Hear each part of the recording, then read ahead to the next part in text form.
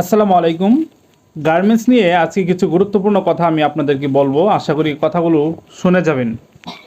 বর্তমানে গার্মেন্টস শ্রমিকরা আন্দোলন করতেছে রাস্তায় আজকে 15-20 দিন ধরে। আজকে 15 থেকে 20 দিন ধরে গার্মেন্টসের শ্রমিকরা আন্দোলন করতেছে। তবে এই আন্দোলনের মধ্যে কতটুকু যৌক্তিক দাবি রয়েছে তা আমার আদৌ জানা নেই।